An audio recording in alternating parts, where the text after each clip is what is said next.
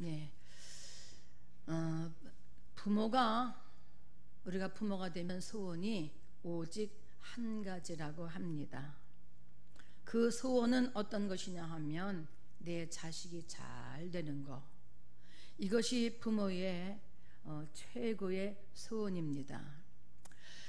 부모의 최고의 기쁨과 부모의 행복은 어디서 오는가 하면 자식에게서 오는 거예요. 자식. 그만큼 부모에게 있어서 자식은 전부이고 중요합니다. 부모의 최고의 슬픔은 어디에서 오는가 하면 그건 역시 자식에게서 오는 거예요. 창세기에 보면 야곱이 아들 요셉이 죽은 줄만 알았는데 이제 살아서 애굽의 총리가 되었다는 소식을 듣습니다. 그리고 이제 야곱이 아들 있는 이제 애굽으로 갑니다. 아들을 만나러. 그리고 살아있는 요셉을 보면서 내가 이제 너를 보았으니 내가 이제 죽어도 여한이 없느니라 이렇게 고백합니다. 여러분, 자식이 잘 되어 있는 그 모습을 보면 안 먹어도 배부르고 행복해요.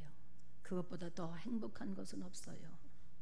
그러나 자식이 고통을 받거나 자식이 아픔을 겪거나 어려움을 당하는 걸 보면 그것만큼 슬프고 그것만큼 고통받고 그것만큼 여러분 가슴을 애우는 일 또한 없습니다. 부모는 이렇게 자녀에 관해서 때로는 행복이기도 하고 때로는 기쁨이기도 하고 여러분 때로는 정말 자식의 자랑이 전부인 것 같지만 때로는 자식이 나에게 슬픔이 되기도 하고 아픔이 되기도 하고 고통이 되는 거예요.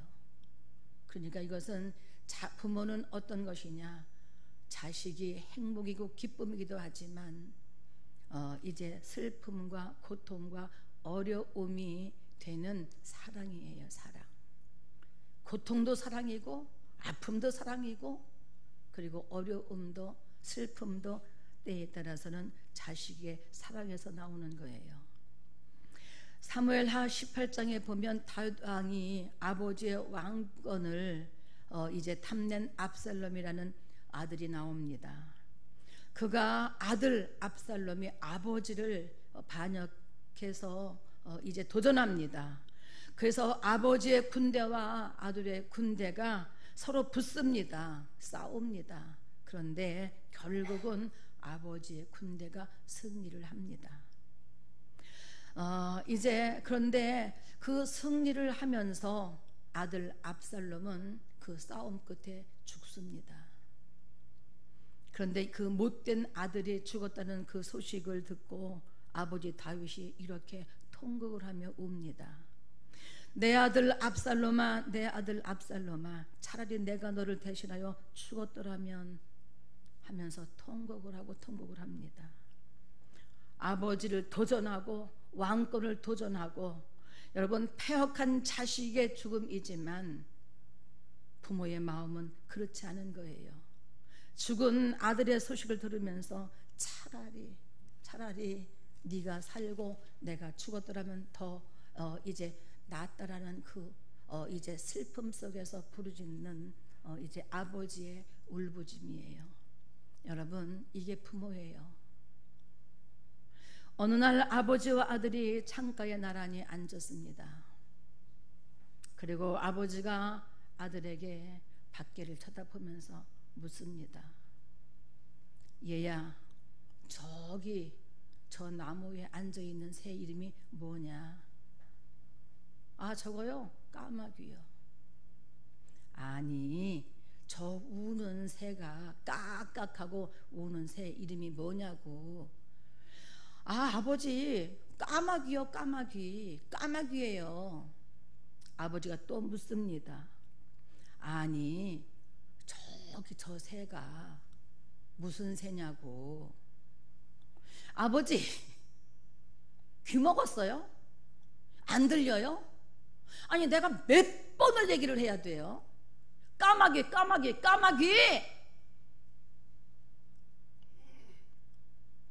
아버지는 먹먹해지는 마음으로 그 자리를 떠요. 그리고 자기의 서재로 들어갑니다. 조그마한 노트 한 권을 가지고 아들의 앉아있는 창가로 나옵니다.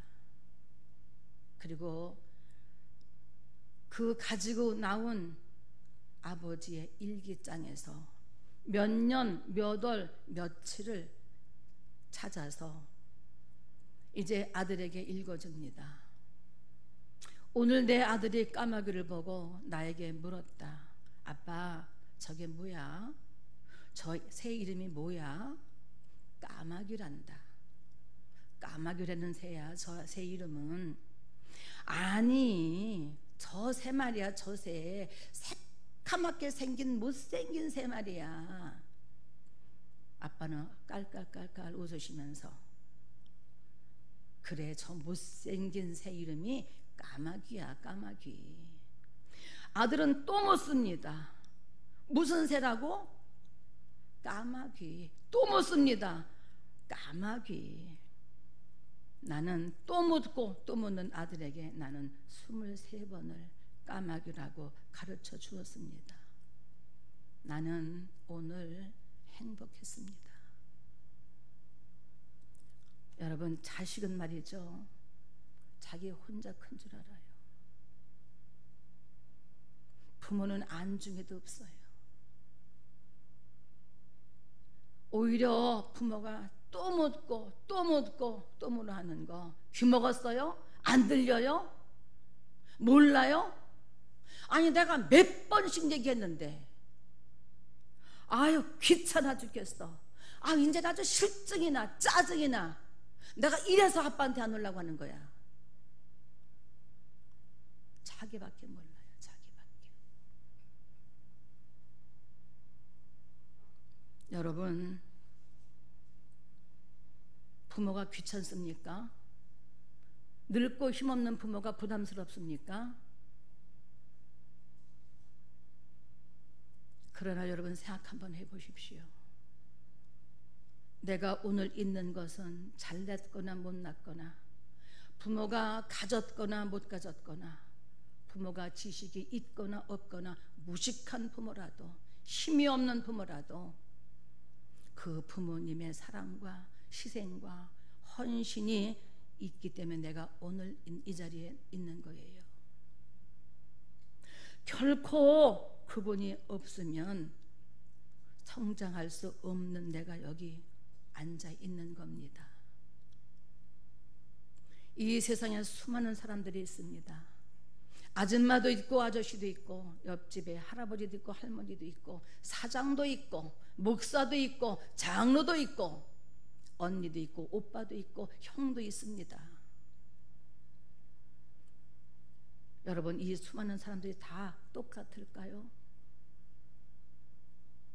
오직 나 한 사람만을 사랑해주고 나만을 바라보고 나만을 아껴주는 분, 나에게 모든 것을 다 내어주고도 더 줄 게 없나?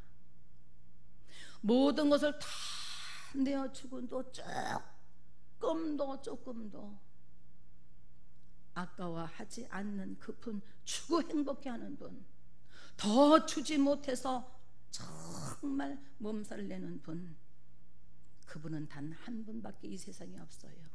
그분이 우리 부모님이세요. 여러분, 이런 부모에 대한 자세를 우리는 효도라고 이렇게 말합니다. 효도는 다른 것이 아니라 아버지, 어머니의 마음을 아는 것이 바로 효도예요. 돈 갖다 주고 밥 사주고 옷 갖다 주고 용돈 몇 푼 갖다 주고 효를 다하는 건 아니에요. 그것도 중요하지만 먼저 부모님의 마음을 만져주고 마음을 아는 거예요. 아, 부모님의 마음이 춥구나. 아, 부모님이 외로우시구나. 부모님이 정말 몸이 편치 않으시구나. 마음을 아는 것이 효도입니다. 여러분, 인간이 가지고 있는 가장 기본적인 가치가 어떤 거냐 하면 윤리라고 해요. 윤리.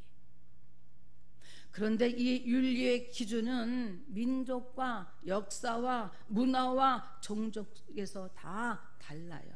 똑같지 않습니다. 나라마다 다릅니다. 문화가 다른 것처럼 윤리의 기준이 다 다릅니다.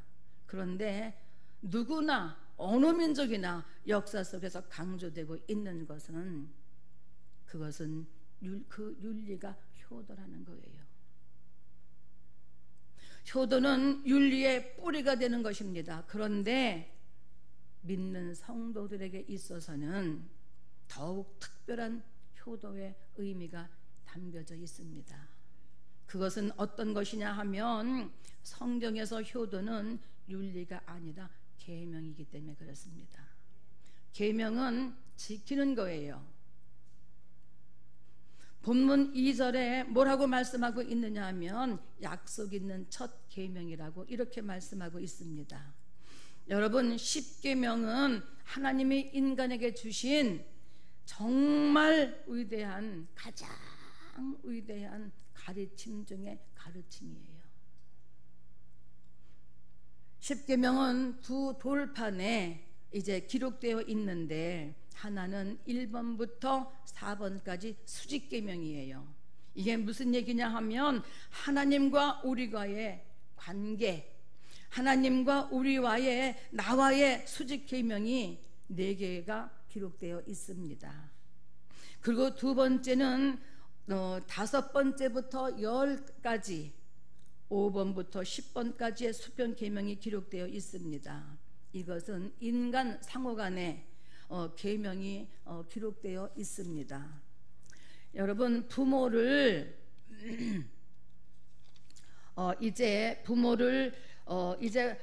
공경이라고 하는 이 5계명은 두 번째 돌판에 기록된 첫 번째 계명이에요.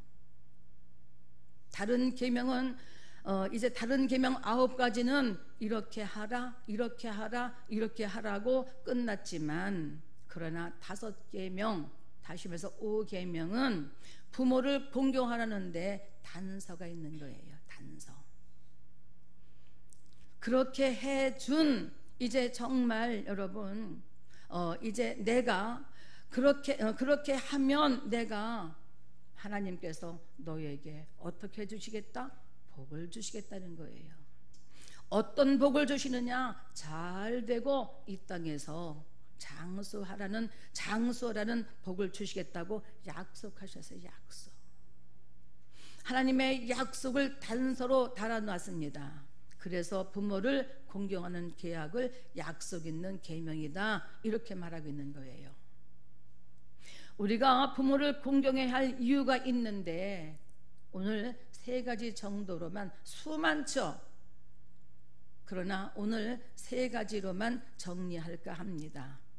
우리가 부모를 공경해야 할 이유 첫 번째는 어떤 거냐 하면 나를 낳아주신 부모님을 위해서 공경해야 합니다. 자녀가 부모를 공경하지 않으면 누가 공경하겠어요? 늙은 부모를 누가 공경하겠어요? 부모를 공경하는 것은 반드시 물질만을 가지고 얘기하는 것이 아닙니다.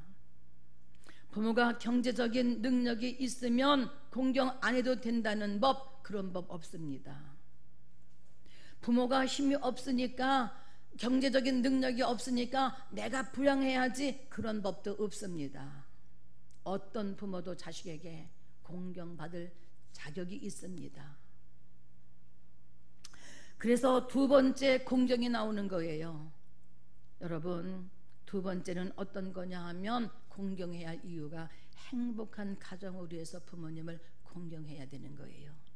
이게 무슨 얘기냐 하면 우리는 행복한 가정하면 부부 둘이서 살아가면 행복할 것이라고 생각하는데 절대 그렇지 않습니다. 가장 행복한 가정은 부모를 공경하는 효의 정신이 살아있을 때 그 가정이 모두가 다 행복한 거예요. 잠언 23장 25절에는 뭐라고 기록이 되어 있느냐 하면 내 부모를 즐겁게 하며 너를 낳은 어미를 기쁘게 하라. 내 아들아 내 마음을 내게 주며 내 눈으로 내 길을 즐거워할지어다. 이렇게 기록이 되어 있습니다. 자기를 낳은 부모를 공경하지 않는데 무슨 행복이 있겠습니까? 자기를 낳은 부모를 공경하지 않는데 어디 가서 잘 되고 되는 복이 있습니까? 자기 낳은 부모의 말씀을 거역하는데 어떻게 하나님 앞에 나와서 기도하면서 나에게 하는 일이 잘 되게 해달라고 그러고 복 달라고 그러고 복 달라고 그러고 복 달라고 할 수 있겠습니까? 그것을 들은 하나님께서 가증하게 여기지 않으시겠습니까? 생각을 바꿔야 하고 마음을 바꿔야 하고 자세를 바꿔야 합니다. 부모와의 관계가 바로 세워지지 않으면 부부의 관계도 여러분 부모로 인하여서 바르지 않다는 것을 명심해야 합니다. 부부가 왜 꼭 싸워요? 부부만의 일 때문에 싸우는 것이 아니에요. 양가 부모 때문에 싸우는 일, 양가 형제 때문에 싸우는 일 너무 많은 거 아시죠? 그뿐 아니에요. 부모의 관계가 바르지 않으면 나하고 자식 간의 관계도 올바르지 못합니다.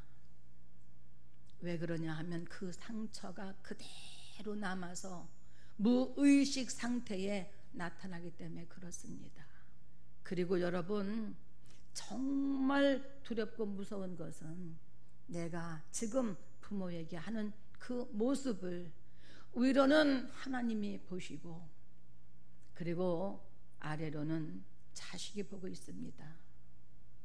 그리고 옆으로는 내 이웃이 보고 있습니다. 두렵습니다.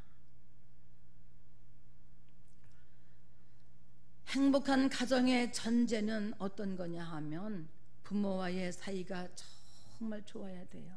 그래야지 가정의 질서가 잡히고 정서가 안정되어지고 정서가 안정되어질 때 행복 플러스 화목이에요.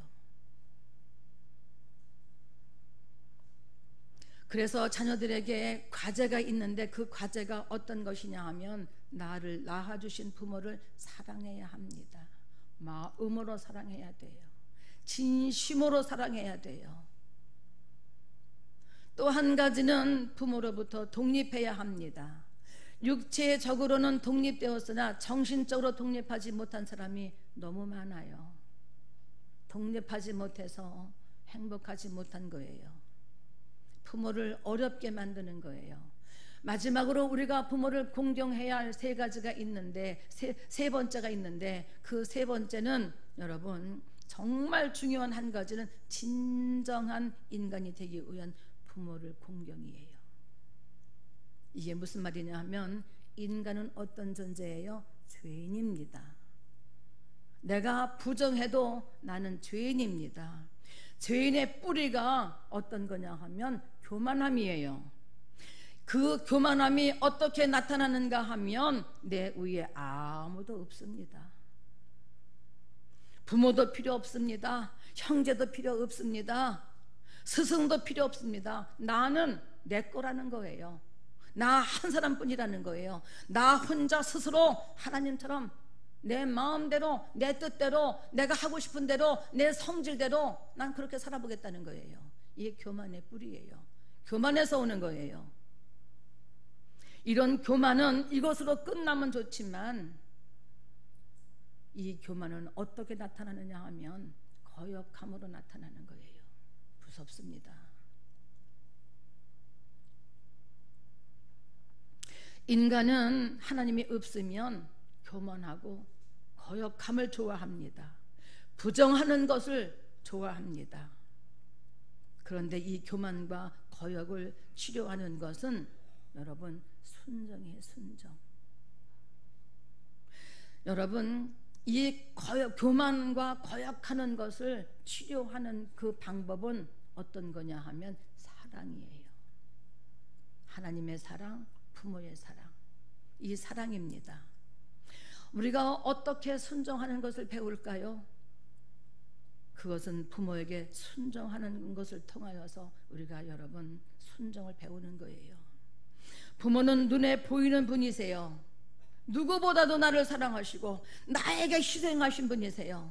이거를 어떻게 우리가 부인할 수 있어요? 어떻게 부모님의 사랑 없이 내가 혼자 스스로 잘할 수 있었다고 생각할 수 있어요? 나는 부모 사랑 받은 적이 없어. 나는 부모에게 상처받기 받은 것이 없어. 상처도 받은 사랑이에요. 나를 위해서 다 내어주시는 내 부모에게 순종하지 않는 사람이 다른 누구에게 어떻게 순종을 하겠습니까? 만약 다른 사람에게 순종한다는 것은 그것은 외식이에요. 눈에 보이는 부모에게도 순종하지 않는 사람이 보이지 않는 하나님에게 순종할 수 있겠습니까? 이것은 외식하는 거다 그 말이에요. 외면 수습이라고 이렇게 말합니다. 그래서 하나님은 우리가 순종하기 가장 좋고 부모님을 통해서 순종을 우리가 훈련시키시는 거예요. 하나님이 네 보이는 나 먼저 내 말씀에 순종하기 전에 네 보이는 하나님에게 순종해라. 순종의 법을 부모님으로부터 가르쳐 주시는 거예요. 여러분, 부모에 대한 그 자세가 잘못되면 하나님에 대한 그 자세도 여러분 바르지 않습니다. 다른 사람에게도 좋은 관계를 가질 수 없습니다. 이건 굉장히 중요한 거예요. 그래서 그토록 가정교육 이렇게 말하잖아요. 그러므로 부모를 공경하는 것은 내 안에 있는 교만과 그리고 거역의 영을 여러분 깨트려서 바로 서는 훈련이에요. 바로. 그래서 하나님도 사랑하고 부모도 사랑하고 다른 사람도 사랑할 줄 아는 사람으로 만들려고 하는 하나님의 목적 있는 훈련이 바로 부모를 공경하고 순종하는 거예요. 그러므로 거역하는 자기를 내려놓고 순종하는 자기를 회복하는 거예요. 오늘 본문에 이렇게 말합니다. 부모를 공경하는데 두 가지 방법이 나옵니다. 1절에 보면 순종, 2절에 보면 공경하라 이렇게 나옵니다. 아직 내가 미성숙할 때는 부모의 말씀에 순종하는 거예요. 그러나 내가 장성하고 난 다음에는 그것은 여러분 순종을 넘어서 공경하는 거예요. 이제 주님이 주신 질서이기 때문에 하나님의 그분을 나에게 부모님으로 세우셨고 너를 그분의 자녀로 세우셨잖니. 그러니까 그러므로 너는 하나님 앞에서 부모님께 순종하는 게 옳은 것이다. 이렇게 계명을 주신 거예요. 내가 아무리 잘나고 똑똑한 것 같아도 아직은 미성숙하니까 순종해라. 그러나 성숙한 다음에는 네가 부모의 마음을 헤아리고 부모의 마음을 이해하고 부모의 마음을 알아서 자원하는 마음으로 그때는 어떻게 해요? 그때는 여러분 이제 공경해야 하는 거예요. 공경. 이 공경이 뭐예요? 공경의 뜻이 뭐예요? 의미가 뭐예요? 부모님의 권위를 언제나 인정하고 사랑하고 존경하는 것을 공경이라고 이렇게 말합니다.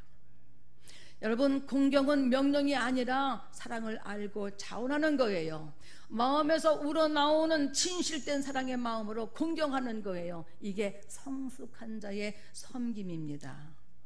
오늘이 어버이 주일인데 어버이 주일날이 뭐예요? 어버이날이 뭐예요? 뭐 하는 날이에요? 찾아뵙고 용돈 드리고 옷 사드리고 모시고 나가서 밥 사드리고 그러는 날일까요? 아까 찬양할 때 여러분 뭐라고 말씀을 드렸어요?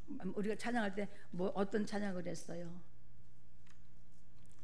어려선 안고 업고 얼러주시고 자라선 문 기대어 기다리시는 마음,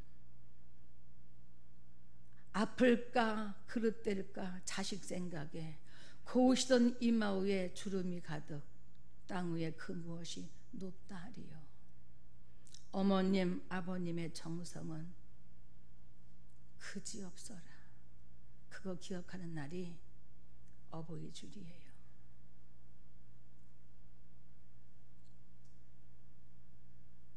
며칠 전에 목요일 날 제가 급체 아주 토사광난 아팠어요. 토사광난 무섭더라고요. 진짜 무섭더라고요.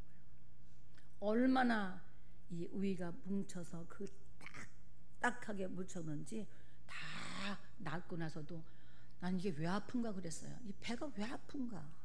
근데 이게 딱 토사광난하면서 이 근육이 뭉쳐가지고 이 근육이 안 풀려서 이 배가 그렇게 근육이 아프더라고요. 지금도 그 근육이 아픈 거예요.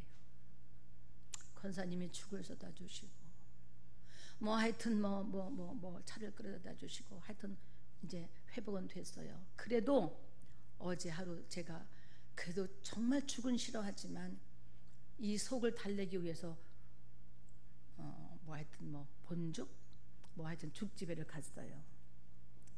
죽집에를 갔는데 사람이 많지 않아요. 토요일인데 나처럼 이렇게 세 테이블이 앉아 있는데 앞에 90 정도 된 할머니 할아버지가 며느리는 없고 아들이 모시고 왔어요. 이른 저녁 아들이 모시고 와서 한 90살은 좋게 됐을 것 같아.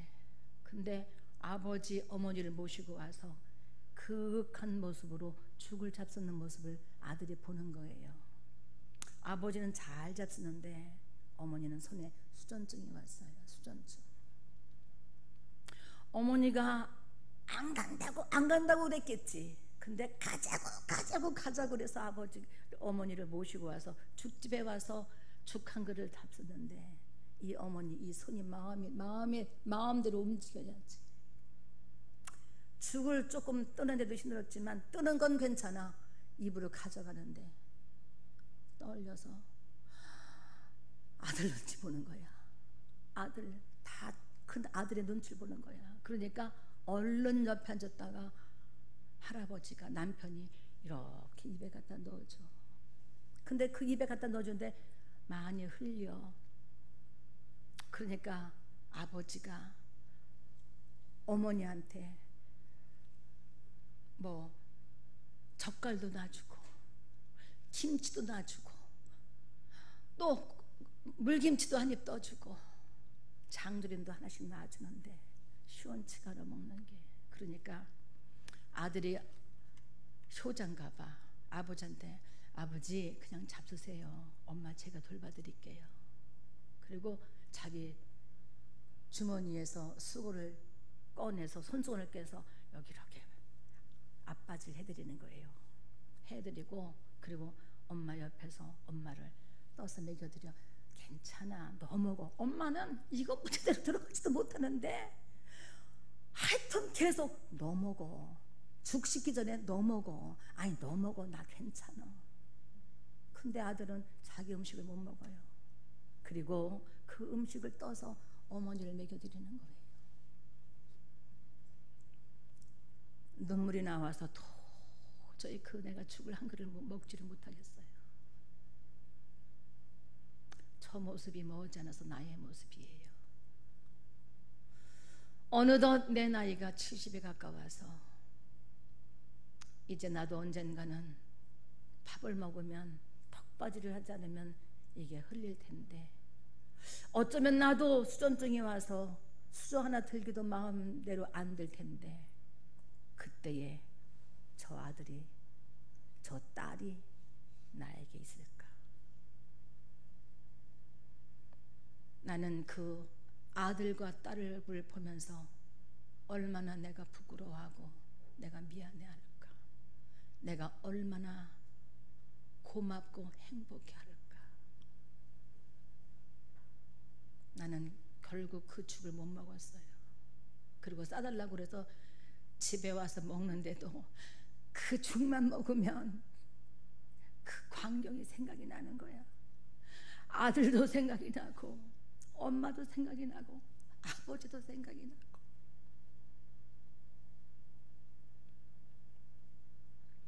나는 그 죽을 싸가지고 올 때 카운트에서 죽집의 주인이 어머니가 안 계세요? 아니요. 자녀들이 안 계세요? 아니요, 있어요. 너무 아름다워서 난 정말 두 가지의 마음이 오가는 거예요. 여러분, 그게 여러분의 모습이에요. 여러분의 모습이에요. 지금 눈꺼풀에 힘이 있고 손에 힘이 있고 그나마도 걸을 수 있는 다리에 힘이 있다고 여러분에게는 이런 날이 안 온다고 생각하지 마세요. 그런 나를 위해서 어머니 한 번 더 찾아뵙고 아버지 한 번 더 찾아뵙고 찾아뵙지 못해도 돼요. 바빠서 오지 못하는 아들, 딸, 며느리, 사위 이해합니다. 그러나 눈은 몸은 밖을 향하고 기다리는 부모 여러분 아세요?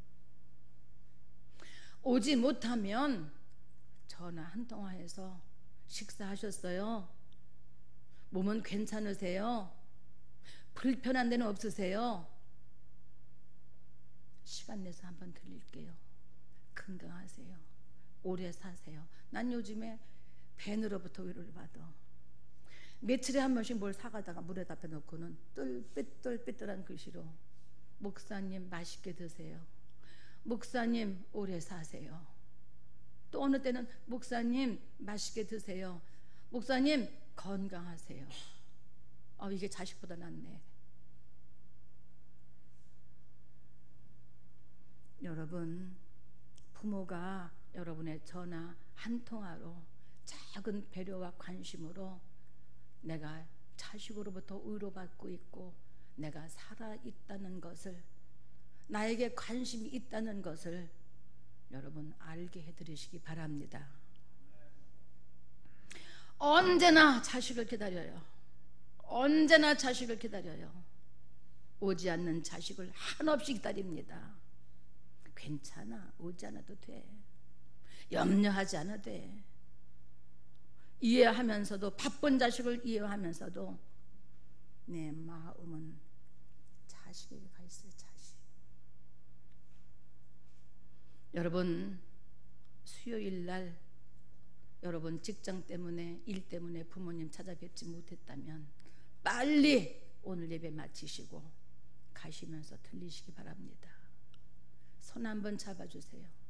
한번 안아주세요. 엄마 하나, 엄마가 아직 있어서 좋아. 엄마, 내가 찾아올 수 있는 집이 있어서 좋아. 아빠, 내가 아빠라고 부를 수 있는 아빠가 있어서 좋아. 아빠, 나에게 아무것도 안 줘도 괜찮아. 살아만 있어. 오래만 사세요. 건강만 하세요. 여러분, 그 입만 가지고 가도 돼. 그게 효도야. 오늘 본문에 어버이를 공경하라. 그것이 내가 사는 길이다. 내가 사람의 본분을 다 하는 길이다. 어떤 명분으로도 부모님을 섭섭하게 드리면 안 됩니다. 이날만큼이라도 부모의 마음을 기쁘게 해드리시기를 바랍니다. 그리고 주 안에서 부모를 공경하시기 바랍니다. 그러면 하나님이 우리에게 약속하신 그 축복을 이 땅에서 잘 되고 이 땅에서 장수하는 복을 누리실 것입니다. 이 말씀 오늘 꼭 기억하시기 바랍니다.